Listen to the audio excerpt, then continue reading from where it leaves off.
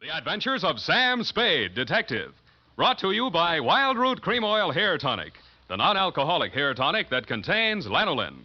Wild Root Cream Oil. Again and again, the choice of men who put good grooming first. Sam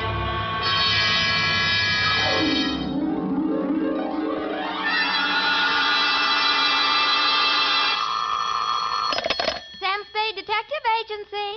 This is Sam, Blackleg Spade, the third most dangerous gambler on the Barbary Coast. Oh, Sam, not horses again. Horses, women, and the gaming tables, Effie, the versions of the elite. Well, divert yourself with this, Sam.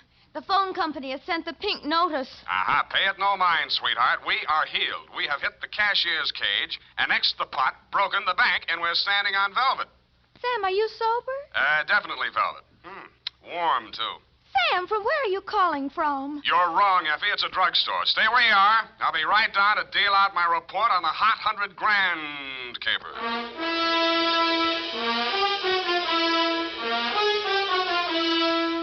Dashiell Hammett, America's leading detective fiction writer and creator of Sam Spade, the hard-boiled private eye, and William Spear, radio's outstanding producer-director of mystery and crime drama, join their talents to make your hair stand on end with the adventures of Sam Spade. Presented by the makers of Wild Root Cream Oil for the hair. It's smart to buy things the whole family can use, isn't it? That's why I say it's smart to buy Wild Root Cream Oil Hair Tonic. To Mom, to Dad, to the children, Wild Root Cream Oil is really a friend indeed. Non-alcoholic Wild Root Cream Oil with lanolin grooms the hair neatly and naturally, relieves dryness, removes loose, ugly dandruff. I hope you have a big family-sized bottle of Wild Root Cream Oil in your home. Get Wild Root Cream Oil Hair Tonic. Again and again, the choice of men who put good grooming first. And now, with Howard Duff starring as Spade, Wild Root brings to the air the greatest private detective of them all in the adventures of Sam Spade.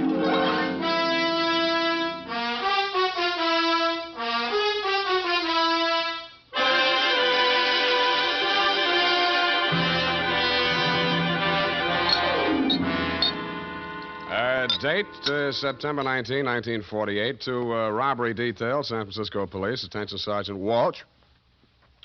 From Samuel Spade, license number 137596. Dear Joe, here's the rundown on that hot 100 grand. It started pleasantly enough when my secretary, Miss Effie Perrine, cute little mouse, eased into my private office, closed the door behind her, and leaned back against it with that air of pained resignation, which generally means there's a customer outside that she doesn't approve of, but that I'll see her anyway. It's up to you, Sam. She's very well dressed, and I imagine she can afford you. How do you deduce that? Well, she dropped her purse. I didn't get time to count it all, but there was a $100 bill on top. Well, sure in, Effie. Sam. Go ahead, say it. Oh, I don't know, Sam. Sometimes, well, there's just money. No, that's one of the reasons I hire you. What's the matter with it? Nothing. That's just it, Sam. She's very good-looking, cultivated, and very kind and considerate. And she seems sincerely troubled. You mean her act is a little too good? I felt that too, Sam. Thanks, Angel. I'll keep that in mind. Tell her to come in. All right, Sam. Mr. Spade will see you, Mrs. Kilcourse. Thank you. Thank you for seeing me, Mr. Spade. My pleasure. Won't you sit down? Oh, thank you. I'm Lorraine Kilcourse, Mr. Spade. It's about my husband, Leonard Kilcourse. Husband? Oh. We've only been married a short time. It was a quiet ceremony at the San Sidro Mission. Leonard didn't want to subject me to any publicity. The difference in our ages, you know? You mean you want me to keep it a secret? Oh, no, except for the newspapers, of course. Naturally, all of Leonard's friends know. Well, he doesn't have many, from what I've heard. I've thought it strange, too, that such a prominent man should have such a small circle of acquaintances. I met him only a short time before I married him.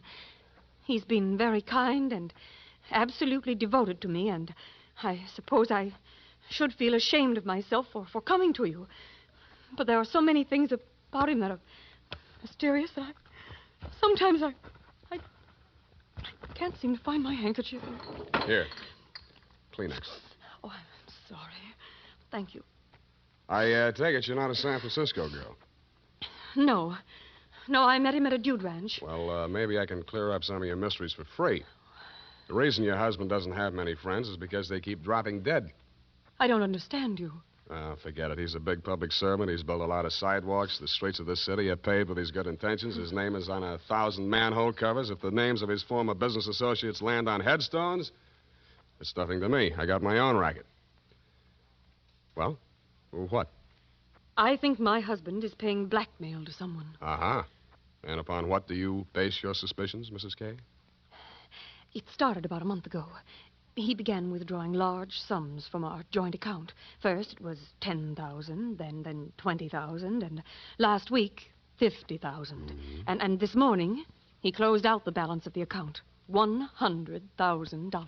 Yeah, well, he's got it to spend, Mrs. Kilcourt. Well, I won't pretend the money doesn't interest me, but what's behind it, Mr. Spade? Each time he withdraws these cash sums, he leaves the house without a word to me. And sometimes doesn't return until dawn. My husband is not fond of nightlife, Mr. Spade. Only a desperate situation could induce him to leave the house after dark. Yeah, so I've heard. They say that's how he kept his health as long as he has. All right, you want me to trail him, find out what he does with the money. Just one question. Why'd you pick me for the job? Why, your reputation... That's local. You say you're new in San Francisco.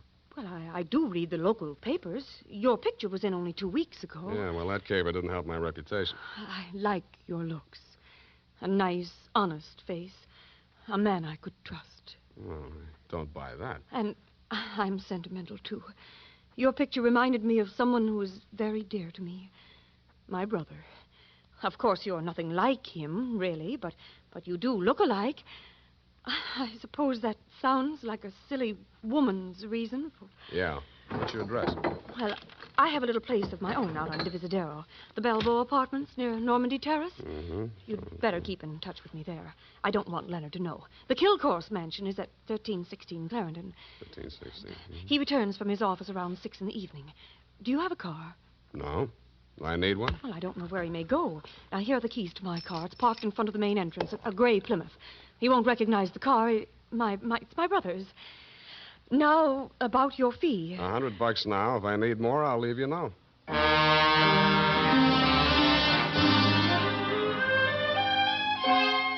I had an uneasy feeling I would need more. The last detective that tried to follow Leonard Kilcourse had hospital insurance. I don't. But I'm a gambler at heart, so I parked Lorraine's Plymouth across the street from the Kilcourse mansion and waited. At 9 p.m., Mr. Kilcourse, much too old for her, came out the front door and flagged down a taxi. I made an illegal U-turn and followed.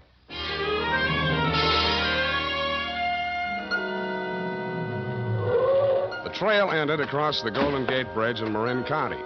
It was a country club-type building on top of a hill overlooking the bay. It did business under the name of Ernie Nogales' Racket Club. The racket had nothing to do with tennis. It came from two sources. The moans and groans of the customers losing money at the roulette wheels and crap tables, and the glad hand the management threw at my quarry as I followed him in. Well, Mr. Kilcourse, surprised to see you. Since when you go out after dark? Well, I thought a little nightlife might agree with me, Nogales. Oh, that sounds like you, Mr. Kilcourse. I didn't know you better. I think you was afraid to go out night. Well, now, I was thinking of buying this place to retire to. Ah. But I figured it'd be cheaper to win it at your roulette table. What's your limit here? 10,000, but for you, wide open, the sky. A hot $100,000 for a starter? Well, any time they catch you with hot money, Mr. Kilcourse. Come over to the cashier. I sell you the chips myself. I didn't have to bother making myself inconspicuous. Everybody in the joint stopped playing to watch Kilcourse while he shoved his $100,000 roll through the cashier's window and scooped up 4 stacks of $1,000 chips. Make your bets, please. All right, you. Spin that wheel. Huh? How much you got there? $25,000. Any objections? Is that okay, Mr. Nogales? Spin it, Joe. I'm covering through the table personally. Okay, sir. Around and round the little ball goes. 15 pays 15 and the red. Maybe next time, Mr. Kilcourse. Why don't you double up, play the red and the black? It's safer. I'll stay with the numbers. 50,000 on 15. There. Spin it. It's okay, Joe. I'm still covering. Well, it's your money, Mr. Nogales.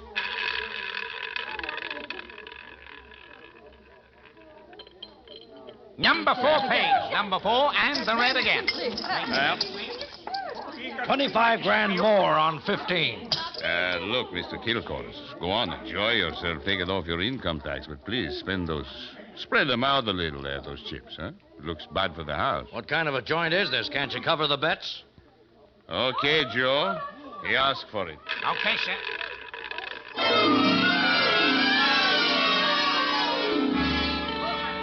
I didn't wait to see where the little ball went on the last spin of the wheel. I would have made a side bet with any taker that Kilcourse wanted to lose that 100 grand. I would also have made book he knew I was following him. As I left the table and walked out of the club, I braced myself for what usually comes next. There would either be a dead body in the car or somebody would crease my noggin with a sap. But nothing happened. I switched on the headlights and stood in the glare of them for fully a minute, but nobody even shot at me. I flushed the shrubbery, no gunman. Checked the ignition wires, no booby traps. Driving back to town, I racked my brain for some way to bring them out into the open. I felt like a man with his life savings all on one number, waiting for the wheel to stop spinning, which wasn't far from the truth. Not much of a cliffhanger, but the best we could do this week.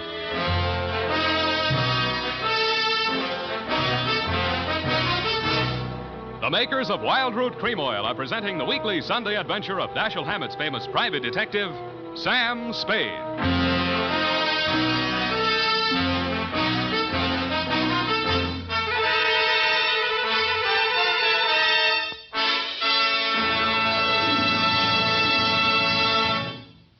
Now, here's important news on good grooming. If you want the well-groomed look that helps you get ahead, socially and on the job, listen. Recently, thousands of people from coast to coast who bought Wild Root Cream Oil for the first time were asked, how does Wild Root Cream Oil compare with the hair tonic you previously used? The results were amazing. Better than 4 out of 5 who replied said they preferred Wild Root Cream Oil. Remember, non-alcoholic Wild Root Cream Oil contains lanolin. It grooms the hair naturally, relieves dryness, and removes loose, ugly dandruff. So if you want your hair to be more attractive than ever before, get the generous new 25-cent size of Wild Root Cream Oil, America's leading hair tonic, on sale at all drug and toilet goods counters. It's also available in larger economy bottles and the handy new tube. Get Wild Root Cream Oil, again and again, the choice of men who put good grooming first. By the way, smart girls use Wild Root Cream Oil, too, and mothers say it's grand for training children's hair.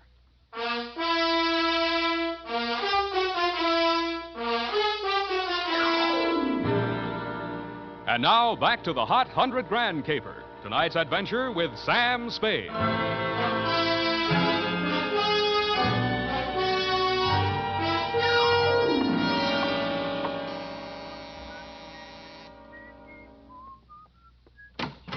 Yeah? This Mrs. Kilcourse's apartment? Yeah? She here? Yeah? Well, can I come in? Yeah? Tommy? Yeah? Who is that, Mr. Spade? Yeah. Oh, this is the detective I was telling you about, Tommy. Remember? Yeah? The one who looked so much like you? Yeah? No. Oh, excuse me. This is my brother, Tommy Lane. Yeah. I mean, Tommy, won't you run down to the corner and buy me some cigarettes for about 20 minutes? I have something to talk over with Mr. Spade. Yeah.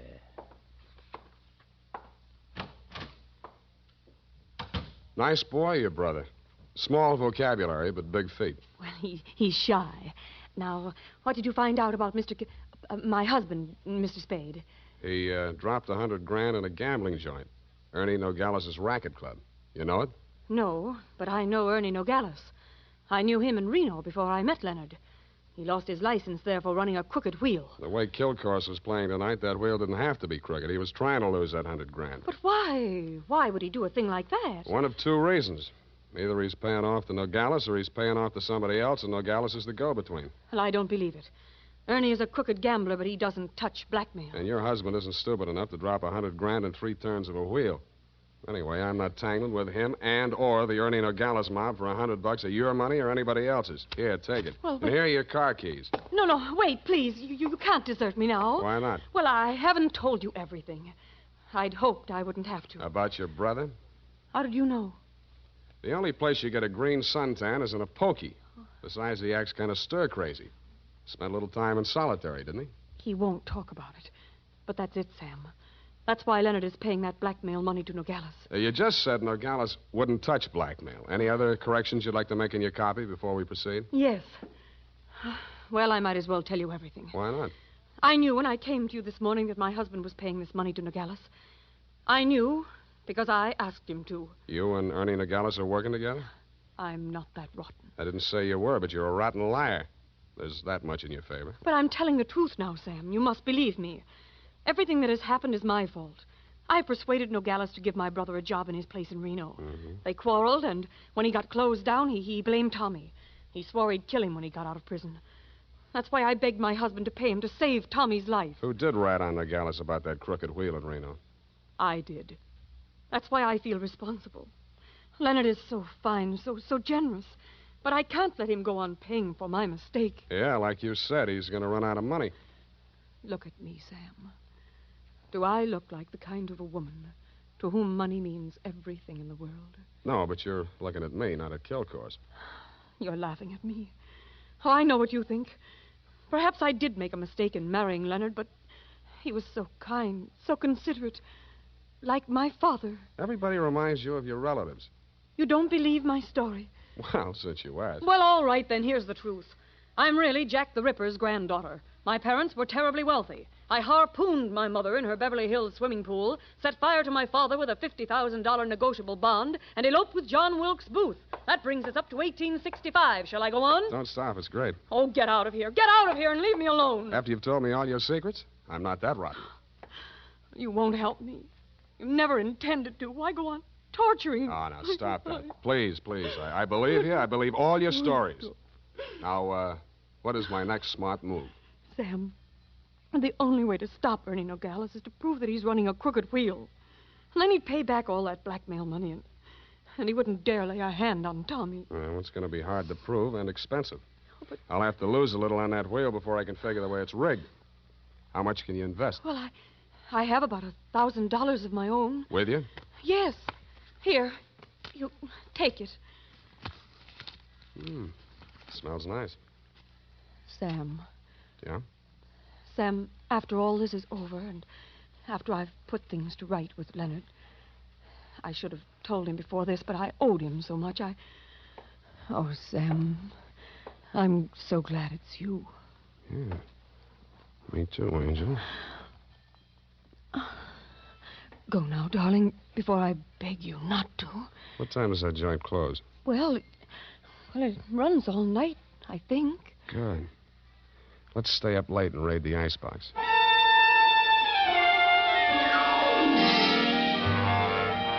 Around 2 a.m., when I low-geared the Plymouth up the long, steep driveway to Ernie Nogales' racket club, backed into the parking space nearest the road with the car headed downhill for a quick getaway just in case, and I went in. The joint was still going full blast. I bought $500 worth of chips, swaggered over to the table where Kilcourse had dropped his $100 and nonchalantly flipped the blue chip onto the red. Appalachia, ladies and gentlemen. Make your game. Okay, that's all. Around and round the little ball goes. I didn't look to see where the little ball went. Most of the money was on red, so it was bound to turn up black. A red pays. What? Number 15. Place your bets, please. Make your game, ladies and gentlemen. Around and round it goes. The chips were spread around more the next turn, so I stacked 100 at the bottom of the 1 to 34 column. With a crooked wheel, my 100 made it the best bet to lose. And 19, and the red wins again. Hey!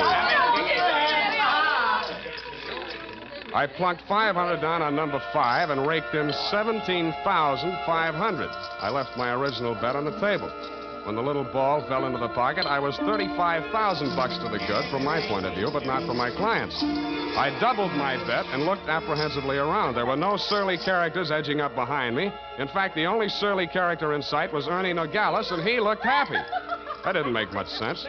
When my bankroll got to $105,000, I played a hunch. I threw $5,000 of it back on the table and lost it. That made a kind of sense.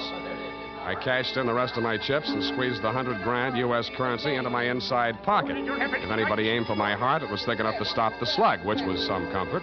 But what I saw when I walked out to the parking lot was no comfort at all. I'd gotten just a glimpse of it through some trees. A sedan backed into a driveway halfway down the hill.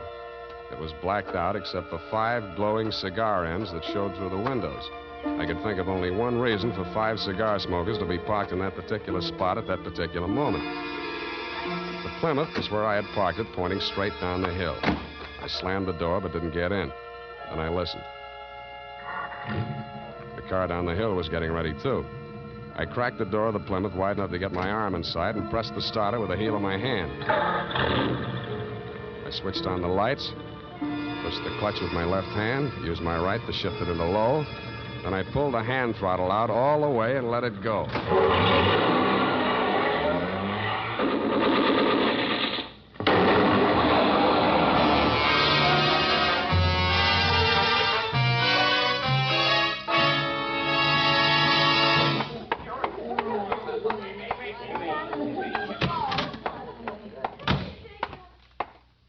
What's the big idea busting into my office? We're going to have a talk, Nogales. Please, don't wave that heater at me. It makes me nervous. I don't like guns. I don't either. That's why I'm here. Put your hands on top of the desk and keep them there. All right. Give me back that roll. I give you clean money for it. It was a gamble, so I lost. Can you blame me? Where'd you get this money? I buy it. 50 cents on the dollar. I don't ask where it came from, but I read the papers. I figured it was that shipyard payroll job a few days back. Like it just fell in my lap. I figured it'd make 50 grand instead of Kilcore's 5. I guess that was dirty trick you just out of stir, Tommy, huh? I got news for you, Nogales. I didn't know this money was hot, and I am not Tommy Lane. No? Then what? Private Dick. Tommy's sister hired me to take the fall for him. Look, I've got most of the caper. Kilcourse wanted to pay Tommy $100 grand. You rigged the wheel so Kilcourse would lose it one night and Tommy would win it back the next night. Now, what was Kilcourse paying him off for? No caper, legitimate. He was sent up for bribing a public official. You mean he was the payoff man for Kilcourse's contracting firm? Sure, legitimate business. And the grand jury went out after Kilcourse. Tommy took the rap, that's all, for a price. Yeah, $100 grand. Thanks, Nogales. That's all I needed. Oh, Sam, I was afraid I might be too late. You are, sweetheart. Oh, I have so many things to explain. Where can you talk? Right in here. But who's this man? Why, that's your old sweetie from Reno, Ernie Nogales, remember? What's the matter with you two? You crazy? Oh, Sam, I should have told you the truth from the beginning. Check. The Nogales yarn, I can understand, but why did you tell me you were Kilcourse's wife? I was desperate. I had to say something. It was the only explanation I could think of for my interest in this case without telling the truth. But you were making a pigeon out of me. I don't know about such things, Sam. All I know is I'm here in time to warn you. You mustn't walk out of here with that money. Listen, They may kill you to get it back. They already did. They're combing the wreckage of that car right now, looking for my body. Then Tommy was right. They did mean to kill him. How'd he get the rumble? While he was in prison, from another man that Kilcourse framed. He was in for life, so it was safe for him to talk. Hey, you two. Yeah, Nogales? That car that just drove up. I think that's Mr. Kilcourse. Oh, Here, what's your hurry? Let me go. Come on, what's your hurry? Tommy's out there in that cab. I've got to warn him. Or tip off Kilcourse. Which is it? No, Sam, you've got to believe me. Sit down. Stop that. You two have fun. I'm getting out of here. Go ahead. Now, listen, sweet Lorraine, you may as well save your breath for those explanations. You're staying right here until the caper's all wrapped up. Here he comes. Have you got a gun, Sam? Yeah. Well, you'd better have it ready. But Sam... Where's Nogales? I want to see him. He was called out of town, sir. I'm in charge. You Mr. Kilcourse? That's right. I want to know why you people have been interfering with my business. It might interest you to know that this building site's on an old Spanish land grant. Title's very shaky. I'll run an 8-lane highway straight through the middle of it and turn the rest of it into a game preserve. That's what I do to people who double-cross me. I tried to tell Mr. Nogales that, sir. He wouldn't listen to me. He tipped Tommy off for a split of the $100 grand, but I knew sooner or later we'd have to answer to you, Mr. Kilcourse. Oh, what's that? Here's your $100 grand, sir. Count it. Sam. Well. What's your name, son? Sam Spade, sir. Well, I'm glad to meet an honest lad. Well, come along. You too, young lady. We'll all walk out together. Sam, what are you... shut up. What... Spade, huh? Yes, sir. I'm a private detective, but I'm ambitious. Politics? Yes, sir. Well, we'll run you for assembly. In the meantime, I believe there's an opening in one of the public services. Garbage disposal. Executive end, of course. Where the devil is that man with my car? Oh, there he is. You drop around to my office in the morning. Thank you, and good night, Mr. Kilcourse. Drive on, Horace. Back to the city. Oh, Sam. How could you? Hmm? All those lies and just handing over the money like that. It wasn't yours. It wasn't Tommy's either, sweetheart. Get in. Well, Tommy, are you all right? Yeah, Drive us across the bridge, Tommy, will you? yeah, Tommy, yeah, I'm afraid we'll have to do without the money. yeah, Sam gave it to Mr. Kilcourse. yeah. Now, don't get excited, Tommy. I'm sure Sam had a reason. Didn't you, Sam? Yeah. I mean, that was marked money from a payroll job. Oh, then it won't do him any good. It'll send him up for a good long stretch if the eyewitness story that goes along with it is good enough. And you're just the girl to tell it, sweetheart. Am I right, Tommy? Yeah.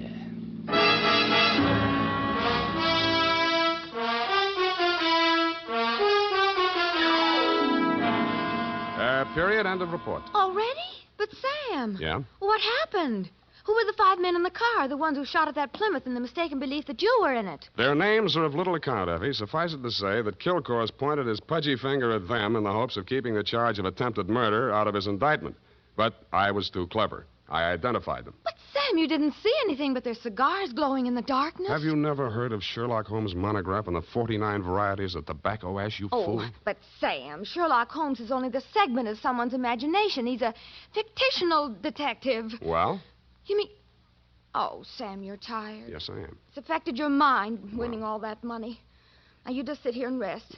All right. Think of the snowy mountaintops and blue skies. Mm-hmm. I'll just go and type this up. Snowy mountaintops. Winter sports yet. And now, listen to this. If you haven't yet tried Wild Root Cream Oil, the famous hair tonic that grooms your hair neatly and naturally, relieves dryness, and removes loose dandruff, then here's a wonderful way to get acquainted. Buy Wild Root Cream Oil in the new 25-cent size bottle at your drug or toilet goods counter. Also, ask your barber for a professional application of Wild Root Cream Oil Hair Tonic. Again and again, the choice of men who put good grooming first.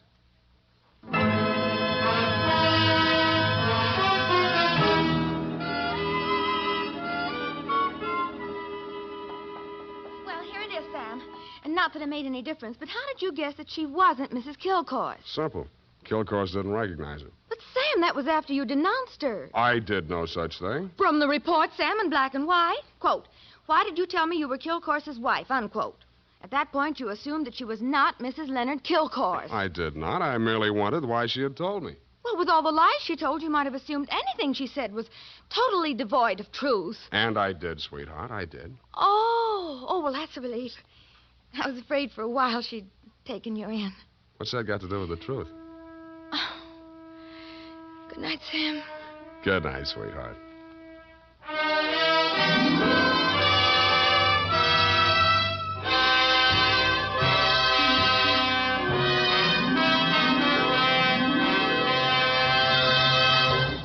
The Adventures of Sam Spade, Dashiell Hammett's famous private detective, are produced and directed by William Spear. Sam Spade is played by Howard Duff. Lorene Tuttle is Effie. Sadie Thompson appeared as Lorraine Kilcourse. The Adventures of Sam Spade are written for radio by Bob Tallman and Gil Dowd. Musical direction by Lud Gluskin. Score composed by Renee Garrigang. Join us again next Sunday when author Dashiell Hammett and producer William Spear join forces for another adventure with Sam Spade. Brought to you by Wild Root Cream Oil. Again and again, the choice of men who put good grooming first. This is Dick Joy reminding you to... Get Wild Root Cream Oil, Charlie. It keeps your hair in trim. You see, it's non-alcoholic, Charlie. It's made with soothing lanolin. You better get Wild Root Cream Oil, Charlie. Start using it today. You'll find that you will have a tough time, Charlie. Keeping all the gals away. Hiya, Baldy. Get Wild Root right away. This is CBS, the Columbia Broadcasting System.